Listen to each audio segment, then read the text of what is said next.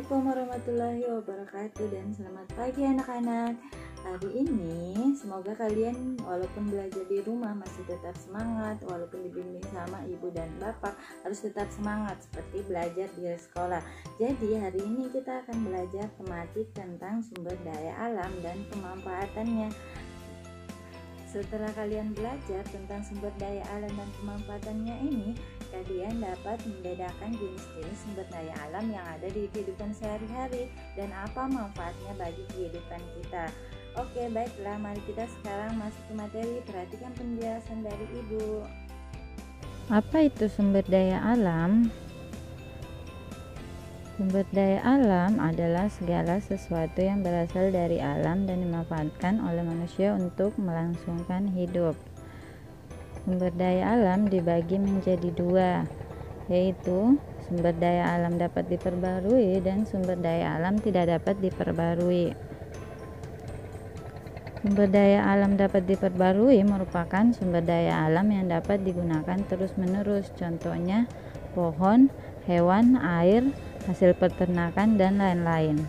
Sumber daya alam yang dapat diperbarui ini dibedakan menjadi dua, yaitu sumber daya alam hayati dan sumber daya alam non-hayati.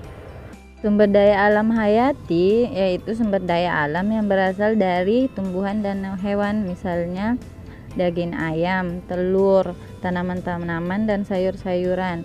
Sedangkan sumber daya alam non-hayati yang tidak berasal dari hewan dan tumbuhan, contohnya air, udara, dan lain-lain.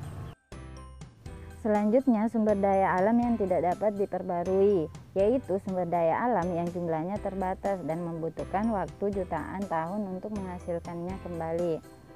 Sumber daya alam yang tidak dapat diperbarui ini dibedakan menjadi tiga, yaitu sumber daya alam energi, contohnya batu bara dan minyak bumi.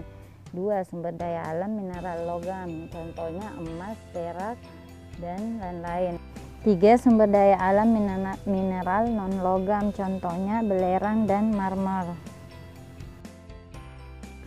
Sumber daya alam ini memiliki banyak manfaat, beberapa di antaranya yaitu satu, misalnya sumber daya alam hewan dan tumbuhan, dia bisa digunakan untuk bahan makanan dan minuman. Dua, batu bara dan minyak bumi bisa digunakan untuk bahan bakar kendaraan. Tiga, emas, perak bisa untuk perhiasan. Empat, air bisa digunakan untuk mandi, mencuci, dan lain-lain. Sumber daya alam ini juga berpengaruh terhadap perekonomian masyarakat. Misalnya, di daerah pegunungan, sumber daya alamnya berupa tanaman dan tumbuhan seperti persawahan. Jadi perekonomian mereka dominan mata pencarian sebagai seorang petani. Selanjutnya itu misalnya di daerah pesisir atau pantai, sumber daya alam mereka berupa hewani yang berasal dari pantai atau laut.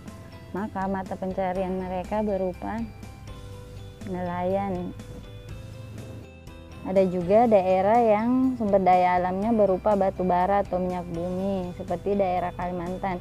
Jadi mata pencarian mereka berupa sebagai petambang batu bara. Jadi perekonomian mereka bergantung pada sumber daya alamnya, yaitu batu bara. Jadi sumber daya alam mempengaruhi perekonomian sekitar di daerah masyarakat tergantung daerahnya. Jadi anak-anak, kita harus menjaga dan melestarikan sumber daya alam agar dapat terus dimanfaatkan, terutama sumber daya alam yang tidak dapat diperbarui.